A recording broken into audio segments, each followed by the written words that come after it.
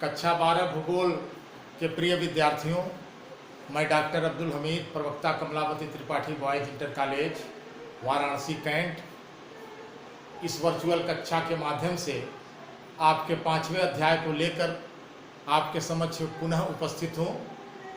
बच्चों, पिछले कुछ लेक्चर्स में आपने इस 5वें अध्याय यानी प्राथमिक क्रियाओं के संदर्भ में कुछ महत्वपूर्ण बिंदुओं से परिचित हो चुके हैं। आपने देखा होगा कि शिकार और खाद्य संग्रह यानी संग्रहण खाद्य वस्तुओं का, इसके बाद पशुपालन और कृषि, ये महत्वपूर्ण प्राथमिक क्रियाएं आप जान चुके हैं। और उसी में से एक अंतिम जो प्राथमिक क्रिया है वो है खनन। तो हम लोग आज इस खनन के विषय में पढ़ेंगे। बच्चों, खनन एक प्राथमिक क्रिया है। सबसे पहले हम ये जानेंगे कि खनन कहते किसको हैं। जैसे आपसे प्रश्न किया जाए कि खनन की प्रक्रिया क्या है या खनन किसे कहते हैं, तो आपका जवाब होगा कि धरातल यानी भूगर्भ में संचित खनिजों को बाहर निकालने की प्रक्रिया खनन कहलाती है। यानी खनन की प्रक्रिया वह है जिसके द्वारा पृथ्वी के भीतर भूगर्भ में प्राकृतिक रूप से दबे हुए खनिजों को खोदकर बाहर निकालना। ठीक है, खनिज क्या है ये भी जान लें। खनिज एक से अधिक तत्वों के संयोग से बना पदार्थ होता है और हम इसको निकालते क्यों हैं? निश्चित रूप से हम अपनी औद्योगिक गतिविधियों को संचालित करने के लिए इन खनिजों को खोद करके जमीन के भीतर से निकालते हैं। कई प्रकार के खनिज होते हैं, उसमें धात्विक भी होते हैं, अधात्विक भी होते हैं। लोहा, अयस्क, सोना, चांदी, तांबा, बॉक्साइड, मैग्नीज, ये सारे खनिज, और साथ ही साथ जैसे अधात्विक अभ्रक, जिप्सम, ये सब एक प्रकार के संसाधन हैं, इनको हम खनिज संसाधन कहते हैं। साथ ही साथ ऊर्जा के भी कुछ संसाधन जैसे कोयला है, इसे भी हम जमीन में से खोद करके ही निकालते हैं। तो इस सारी प्रक्रियाओं को हम खनन के नाम से जानते हैं। बच्चों, इन खनिज और धातु का सभ्यताओं में भी काफ़ी नाम रहा है। सभ्यता के विकास में खनिजों की खोज और प्राप्ति के आधार पर ही कई सभ्यताओं का नामकरण तक हुआ है। जैसे आपने सुना होगा ताम्र युग, कांस्य युग, लौह युग आदि। आज के दौर को भी हम अभी भी लौह युग कहते हैं, क्योंकि हमारा पूरा औद्योगिक ढांचा लौह तत्व पर आधारित है। पहले यानी पुराने काल में जो धातुएं, जो खनिज प्राप्त होते थे, उनका प्रयोग बहुत सीमित अवस्था में था। छोटे पैमाने पर बर्तन बनाने, हथियार बनाने, औजार आदि बनाने में मुख्य रूप से इसका इस्तेमाल किया जाता था। लेकिन आगे चलकर विशेष रूप से औद्योगिक क्रांति के बाद इसका यानी खनन का, जमीन खोद करके खनिजों को बाहर निकालने का कार्य बहुत बड़े पैमाने पर बढ़ा और इसका काफ़ी महत्व भी बढ़ गया। आप जानते हैं, आज सुई से लेकर हवाई जहाज सब मेटल से बनता है, लौह तत्व से बनता है, एल्युमिनियम और तमाम अन्य धातुओं के मिश्रण से बनता है। बड़ी बड़ी मशीनें लोहे से बनती हैं। साथ ही साथ एल्युमिनियम और तांबा किस तरीके से विद्युत क्षेत्र में अपनी महत्वपूर्ण उपयोगिता दर्शाता है, इससे भी आप परिचित हैं। तो इस प्रकार हम देखते हैं कि आज के दौर में खनिजों का व्यापक महत्व हो चुका है। अब हम इस दूसरे बिंदु को देखेंगे, खनन को प्रभावित करने वाले कारक। खनन प्रभावित करने वाले कारक का क्या अर्थ है? यानी खनन कार्य की जो लाभप्रदता होती है, यानी किन परिस्थितियों में खनिज बाहर निकालने का जो कार्य है वो हमारे लिए लाभप्रद होगा, इसी के संदर्भ में खनन को प्रभावित करने वाले कारकों की बात हम करते हैं। तो ये दो प्रकार से हम इसको समझ सकते हैं। और उसका पहला प्रकार है भौतिक निक्षेपों के आकार, श्रेणी और उनकी उपस्थिति की अवस्था। इसको आप समझने की कोशिश करें। भौतिक निक्षेपों के आधार पर, माने पहला जो है वो भौतिक है। जो पहला कारक है, खनन को क्यों हम संचालित करें, क्यों हम खोद करके जमीन में से खनिजों को निकालें, इसके जो प्रभावित करने वाले कारकों हैं, कारकों के संदर्भ में हम अगर बात करें तो हम पहले देखेंगे भौतिक कारकों को। भौतिक कारकों में 3 बातें हैं: निक्षेपों के आकार, श्रेणी और उनके उपस्थिति की अवस्था। निक्षेपों का आकार का मतलब ये होता है कि कितने बड़े परिमाण में वहाँ कोई खनिज विशेष है, यानी जहाँ हम खुदाई करने जा रहे हैं, खनन की प्रक्रिया करने जा रहे हैं, वहाँ पे उस धातु, उस खनिज का कितना बड़ा परिमाण, यानी कितना ज़्यादा उसका निक्षेप यानी जमाव है। फिर देखेंगे श्रेणी, यानी वो किस क्वालिटी का है, उत्तम है, बहुत उत्तम है, साधारण है कि बिल्कुल व्यर्थ है। क्योंकि आपको मैं बता दूं, खनिजों के साथ साथ मिट्टी जैसे तत्वों का अवयव भी साथ में लगा होता है, गंदगी लगी होती है, तो उसी के आधार पर हम खनिजों की गुणवत्ता निर्धारित करते हैं। तो यहाँ श्रेणी का अर्थ यही है। और उनके उपस्थिति की अवस्था, यानी वो उपस्थित कहाँ पे है। जो खनिजों का भंडार, निक्षेप मैंने बताया, वो उस स्थान विशेष पर कितनी गहराई में है कि ऊपर है।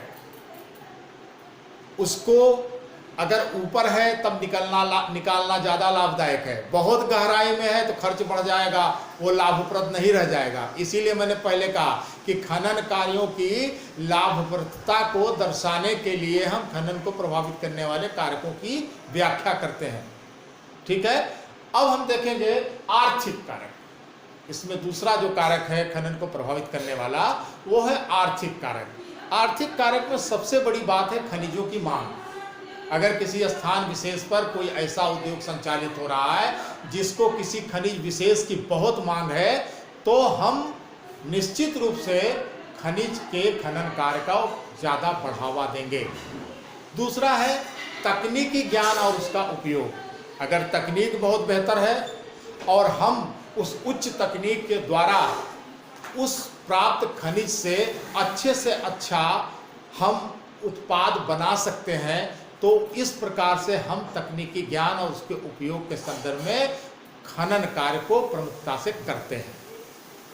फिर तीसरी बात है अवसंरचना के निर्माण हेतु पूंजी, यानी जो हम कारखाना लगाने जा रहे हैं, हमारे पास पर्याप्त पूंजी है कि नहीं कि हम खनिज को निकालने और कारखानों तक उसके पहुंचाने और उसके द्वारा उत्पाद करने में सक्षम हैं। फिर यातायात एवं श्रम पर होने वाला खर्च, ये भी लगभग उसी में शामिल है पूंजी के अंतर्गत, क्योंकि जब हम किसी स्थान से किसी खनिज विशेष को निकालते हैं, उसको कारखाने तक ले जाते हैं, तो उसके लिए हमें यातायात के साधनों की आवश्यकता होती है। साथ ही साथ इसको ढोकर ले जाने और कारखाने में काम करने वाला जो कामगार, जो मजदूर है, उस पर जो मजदूरी उसको भुगतान की जाती है, ये सारे खर्चों को भी देखा जाता है कि क्या ये जो खर्च होगा वो खनिज निकालने के बाद और इन खर्चों को करने के बाद लाभप्रद है कि नहीं है। तो इस प्रकार हम देखते हैं कि आर्थिक कारक भी खनन को प्रभावित करने में महत्वपूर्ण भूमिका निभाते हैं। ठीक है, चलिए तो अब आइए हम देखते हैं अपना आज का अंतिम पॉइंट, जो है खनन की विधियां, यानी जमीन के भीतर से खनिज पदार्थों को बाहर निकालने की कितनी विधियां हैं। तो आप देख रहे हैं, मैंने आपके इस ब्लैक बोर्ड पर लिख रखा है पहले से। पहली है धरातलीय खनन विधि और दूसरी है भूमिगत खनन विधि। तो बच्चों, पहले हम धरातलीय खनन विधि की बात करें। खनन की विधि जो खनिज है उसके उपस्थिति की अवस्था और अयस्क की प्रकृति जो है उसके आधार पर निर्धारित की जाती है, यानी उपस्थित कहाँ है और साथ ही साथ उस अयस्क की प्रवृत्ति गुणवत्ता क्या है, इसके आधार पर हम दो तरह की खनन विधियां देखते हैं, धरातली खनन विधि और भूमिगत खनन विधि। तो हम पहली बात करते हैं धरातली खनन विधि की।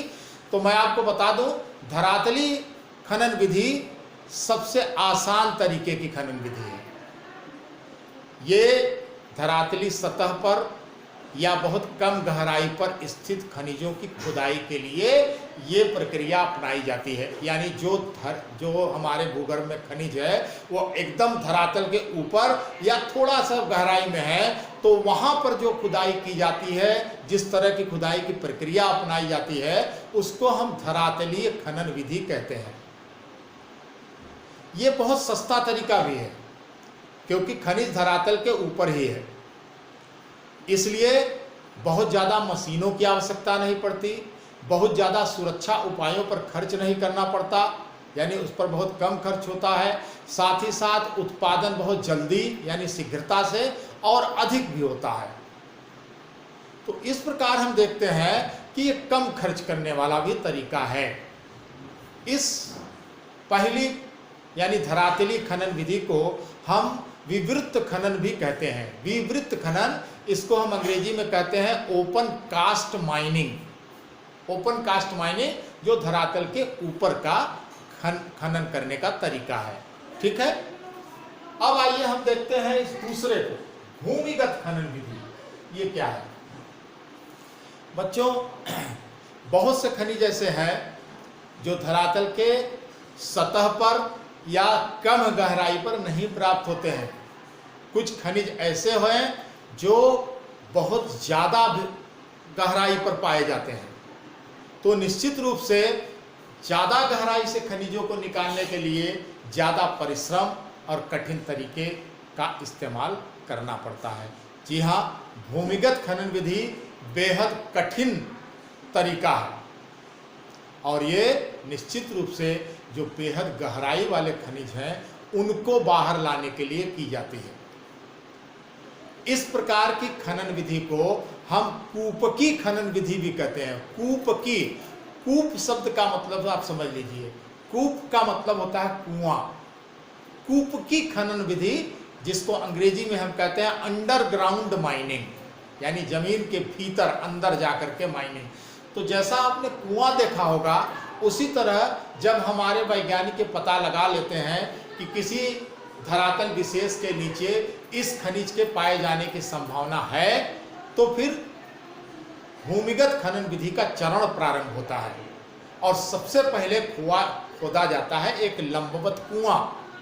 ठीक है, जैसे कुआं आपने देखा होगा, उस कुएं की गहराई तो बहुत कम होती है और गहराई तक कुआं को ले जाते हैं, और जब उसको गहराई तक ले जाते हैं तो उसके बाद जब निश्चित एक गहराई पर पहुंच जाते हैं हम, तो फिर गैलरियां बनाते हैं। चारों तरफ जो है वो जैसे गलियां होती हैं, उस तरह से अंडरग्राउंड गैलरी बना दी जाती है। इन्हीं गैलरियों में से होकर, और जो कूप हमने बना रखा है, उन्हीं में से होकर खनिजों का निष्कर्षण यानी खनिजों को निकालने का कार्य एवं परिवहन, उसको ढोकर लाने का काम, श्रमिकों और खनिजों के सुरक्षित और तेजी से आवागमन के लिए बहुत सारे उपाय किए जाते हैं। और उन उपायों में एक विशेष प्रकार की लिफ्ट होती है जिसको बर्मा लिफ्ट बोलते हैं। साथ ही साथ माल और श्रमिक को ढोने वाली गाड़ियां होती हैं जो उस गैलरी में चलती हैं।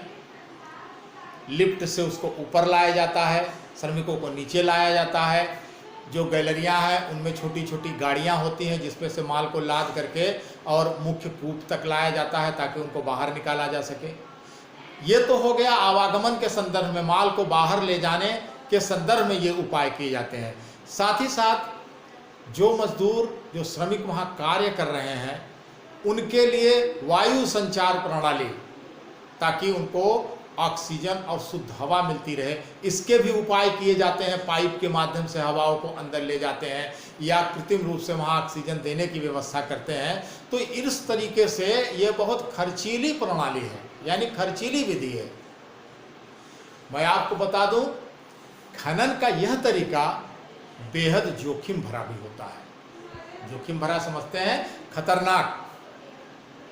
अक्सर आप समाचार में सुनते हैं कि फला जगह की खान में आग लग गई या जहरीली गैस निकल गई। तो ये सब क्या है?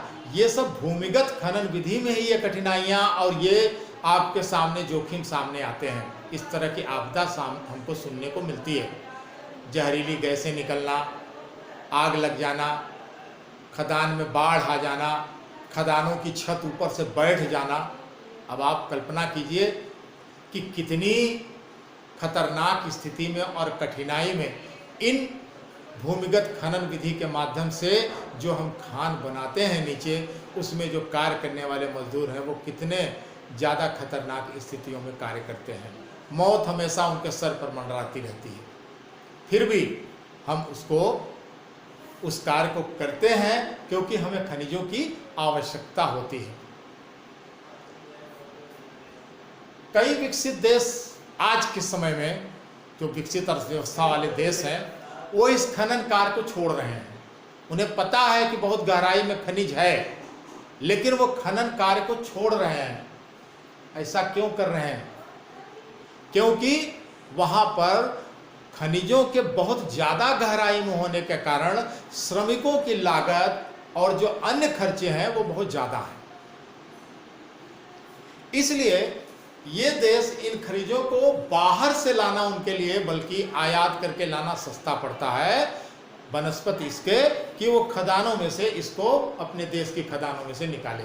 इसलिए कई विकसित अर्थव्यवस्था वाले देश खनन कार्य को छोड़ रहे हैं, जबकि विकासशील देश अपनी विशाल श्रमिक शक्ति के बल पर, यानी जो हम विकासशील, जिसमें हमारा भारत भी है, हम बहुत सारे विकासशील देश ऐसे हैं जिसकी जनसंख्या बहुत ज़्यादा है और उनके पास श्रमिकों का एक बहुत बड़ा बेड़ा है, एक बहुत बड़ी ताकत है। उसी के बल पर वो आज भी खनन को पर्याप्त महत्व देते हैं। यानी यहाँ खनन कार्य को प्रमुखता से आज भी किया जाता है। अफ्रीका के कई देश, दक्षिण अमेरिका के कुछ देश और एशिया के अधिकतर देश आज भी खनन के कार्य को प्रमुखता से करते हैं और इन देशों की आय का लगभग 50% हिस्सा खनन कार्य से ही प्राप्त होता है। तो इस खनन कार्य के साथ ही आपका ये अध्याय यहीं पे समाप्त होता है। आपका 5वां अध्याय समाप्त हुआ। अब हम अगले लेक्चर में 6ठे अध्याय की बात करेंगे। इसके साथ ही आज का इतना ही। धन्यवाद।